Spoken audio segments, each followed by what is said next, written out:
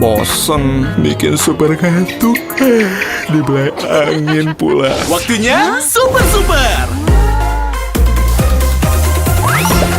Super mulutnya cereng, asamnya wow, super shocking, manis di ending. Yuk, langsung on lagi. Super, mulutnya cereng, langsung on lagi. Cobain yuk. Ini kan pemerintah kan intervensi, ya kan, menyiapkan rumahnya, menyiapkan SDM-nya. Tapi dikawal sampai kapan? Kan kalau rumah sudah jadi, bagaimana kemudian pengurus-pengurusnya diedukasi, ditingkatkan kompetensinya, dan seterusnya. Biar nggak cuma bertahan 1-2 tahun ini koperasi ini. Memang ini nanti makanya ini self-propelling growth. Jadi nanti dalam satu waktu tertentu, ketika sudah dianggap mandiri, ini akan bisa mandiri dan uang itu akan kembali menjadi berputar lagi gitu. Iya. Tapi beda kan kalau ini bantuan grant itu kan Dilepas. tidak ada nilai edukasinya, kemudian juga nggak bisa. Kalau ini kan ini perusahaan, badan usaha, ini entitas bisnis dan ini bentuknya pinjaman.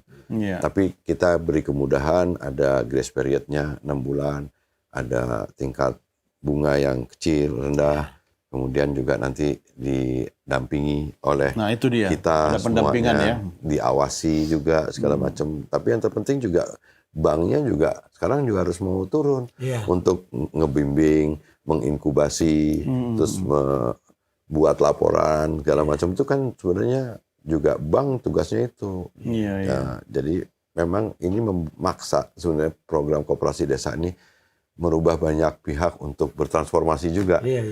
Karena akhirnya selain soal koperasinya, soal desanya juga. Jadi ini 80.000 koperasi di 80.000 desa kelurahan loh. Ini jangan lupa itunya. Jadi bukan 80.000 koperasi di 5 provinsi, bukan. Ini 80.000 badan usaha koperasi di 80.000 desa dan kelurahan di seluruh Indonesia. Gitu. Bukan hanya di Jawa. Bukan, seluruh desa kelurahan. Jadi saya bersyukur jadi tahu masalah yang ada di desa dan kelurahan-kelurahan, terutama di desa-desa yang terpencil dan pelosok gitu. Dan memang Presiden tahu persis bagaimana secara cepat intervensi untuk membantu memecahkan masalah-masalah yang sebenarnya sangat mendasar. Kan? Ya, udah terlalu lama. Presiden kan pernah punya pikiran kegelisahan yang tercermin dalam bukunya Paradoks Indonesia. Paradoks Indonesia. Kemudian beliau juga ingin merumuskan langkah-langkahnya. Ada buku Strategi Transformasi Bangsa. Dan ketika beliau jadi presiden, jadi kepala negara, itu dirumuskan dalam Astacita. Dan disitulah sebenarnya Astacita karena pembangunan dimulai dari bawah dan dari desa. Ini kan sesuatu yang menurut saya mendasar. Jadi kita tahu jangan sampai 80 tahun kita merdeka masih ada bagian dari keluarga kita yang ketinggalan. Jadi kita harapannya akan tumbuh bersama, berkembang bersama, sejahtera bersama. Presiden datanya seperti itu. Ada PR-nya. Menarik itu ya. Orang harus mulai switching jalan pikirannya. Ini bukan dana yang dikasih begitu saja. Tapi ini adalah dana yang bergulir dalam sebuah ekosistem bisnis yang namanya koperasi. Betul. Kira-kira gitu. Kira-kira gitu. Bukan yang dikasih habis pakai ya. Nah, makanya penerima manfaat pun juga kita akan dorong untuk menjadi anggota koperasi. Kan itu dari situ aja mereka udah teredukasi kan. Nah, tapi kalau yang miskin ekstrim kan keluarga anak-anaknya tertampung di sekolah rakyat untuk tetap mendapatkan pendidikan sebagai tadi bentuk penerjemahan pasal 34.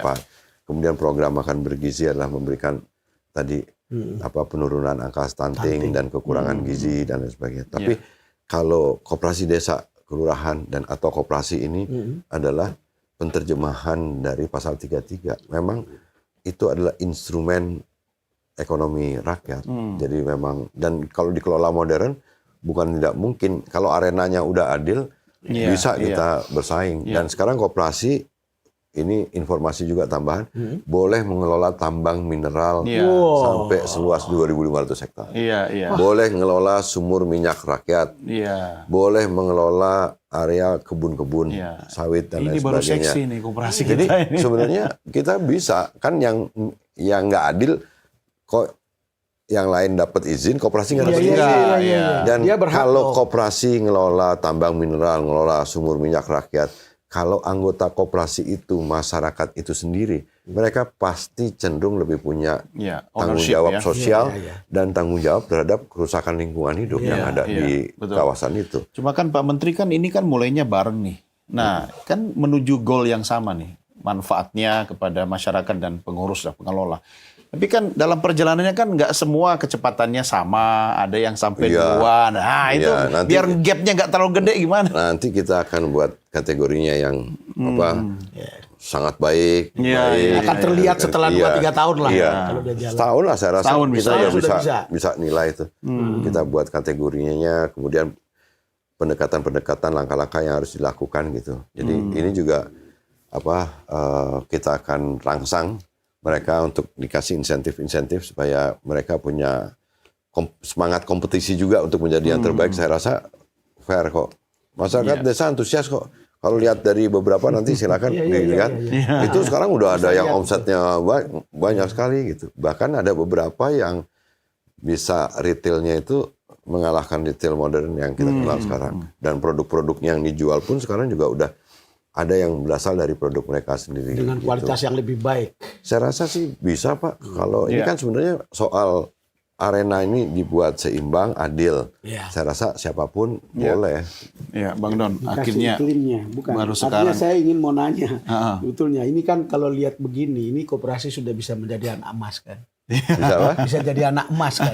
Ya bukan anak emas sekarang loh. Sebenarnya anak emasnya sudah dari dulu. Iya. Sekarang baru. Koperasinya atau menteri koperasinya, Bang?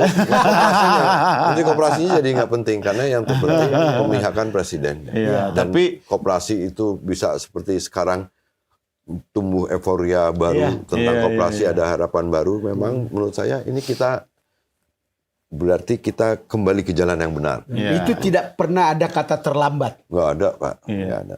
Di sinilah ternyata bahas koperasi seksi banget loh, Bang Don. Dan teman-teman yang lain-lain juga, termasuk dari teman-teman swasta, saya kira juga punya kesempatan untuk bersama-sama dengan BUMN memanfaatkan ekosistem yang baru yang terbangun dari keberadaan koperasi desa Kelurahan Merah Putih. Saya rasa kita terbuka, kita akan kolaborasi, akan setuju, bangun ekosistem yang sebenarnya ada satu kata yang bisa menjadi pesan kepada masyarakat, harapan. Iya kan, lewat koperasi ya. Nah, harapan apa ini yang bisa disampaikan kepada masyarakat bahwa koperasi ini akan kembali ke hito dan menjadi sokoguru ekonomi? Sekarang di luar negeri itu mulai searching, googling. Koperasi di luar Indonesia itu keren-keren, bagus-bagus. Dan dalam waktu yang tidak terlalu lama, mudah-mudahan tahun depan tercapai pembangunan fisiknya. Kemudian kita siap operasional dan bisa teman-teman, terutama generasi muda, menjadikan koperasi itu alternatif dari lapangan pekerjaan. Dan saya rasa ini kita akan bagus kalau kita bisa mulai dari sektor-sektor yang gampang, tapi nanti sekarang koperasi boleh masuk tambang, boleh masuk segala macam, itu nanti akan jadi pilihan. Yang terpenting adalah sekarang kita mohon dukungannya karena ini adalah sebuah proses tapi yakinlah dan percayalah bahwa koperasi ini akan jadi sesuatu yang di tahun-tahun mendatang ini akan jadi bangunan ekonomi baru yang akan terbangun. Tidak ada alasan untuk pesimis, Dok. Ada. Orang mempersoalkan MBG, tapi sekarang jalan. Orang mempersoalkan apa mungkin koperasi segitu. Nyatanya kita juga yakin jalan, Pak. Dan tidak ada alasan untuk pesimis, Mas Menteri. Saya meskipun tidak ringan, tapi karena saya yakin ini adalah pilihan ideologis. Ini kita nggak ada capeknya, dan nggak ada mundurnya. Jadi kita akan maju terus. Nah, saya rasa karena ingin kalau koperasi ini tumbuh berkembang sesuai dengan keinginan para pendiri Republik, pasti kita akan di jalan yang benar. Berarti gitu. Menteri Koperasi itu menteri kesayangannya presiden ya? Enggak, Saya tadi bicara Bapak sekarang jadi Menteri Utama. Iya. Saya kebetulan karena kerjaannya koperasi besar. gitu. Jadi ya apa namanya, kita ada tanggung jawab gitu untuk melaksanakan. Tapi ini dukungan dari 18 kementerian lembaga tambah 6 tambah udah 25 kementerian lembaga kali kerja keroyokan untuk ngerjain ini semua. Jadi ya memang istilah koperasi itu membedakan karena koperasi adalah perkumpulan orang. Iya. Jadi dia sebenarnya cocok bagi komunitas, bagi masyarakat, apalagi masyarakat di pedesaan itu mempunyai badan usaha. Iya, iya. Tukang pelaku usaha kecil menengah juga bisa bikin koperasi, sampai yang besar koperasi bisa. Iya. Itu apa namanya?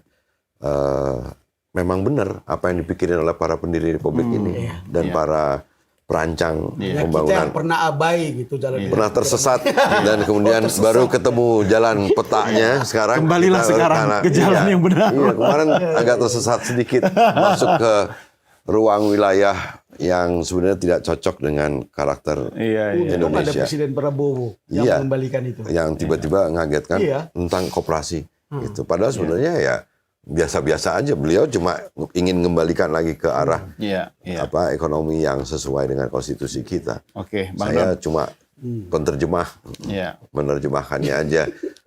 Kita harus akhiri diskusi kita. Oh, Tapi selesai. saya kasih kesempatan Bang Don.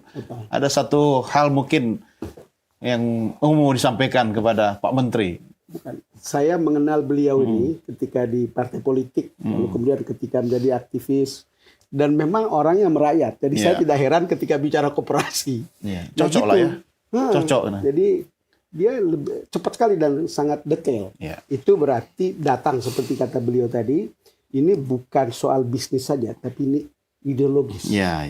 Betul. Ya, Makanya mohon doanya juga dukungannya bisa sehat, menjalankan proses yang tadi ini pekerjaan. Bukan omon-omon ini. Bangun fisik, bikin aktenya, bikin fisiknya, kemudian pelatihan SDM-nya, kemudian pengoperasionalisasinya. Pasti kita doain. Segala macam. Pasti Jadi kita dukung. Cuma kan kita mulai sekarang ngobrol. 6 bulan lagi kita ketemu Pak Menteri lagi. 1 tahun lagi kita. Maret. Ya Maret. Tiap bulan. Ya, kita evaluasi. Dan kalau perlu juga saya ajak untuk keliling ke lapangan. Karena kan selain yang sudah jadi mock up, ada juga mungkin Desember, Januari yang sudah yang 2 bulan yang lalu mulai dibangun.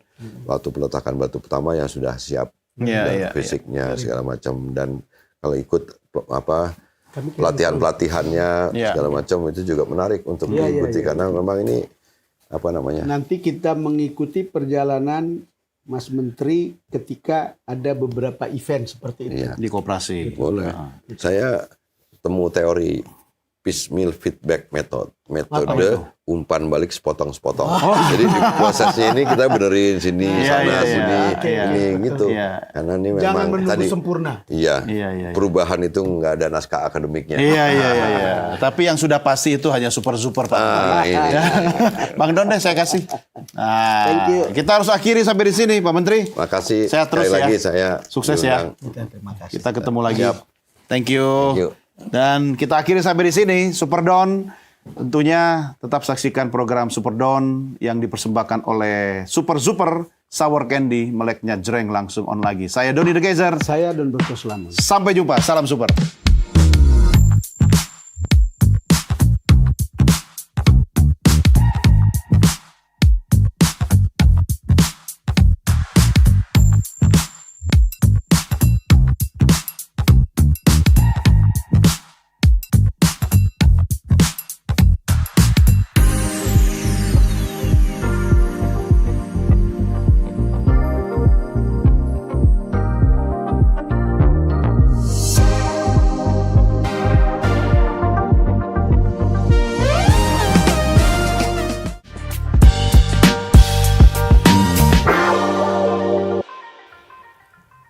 Bersama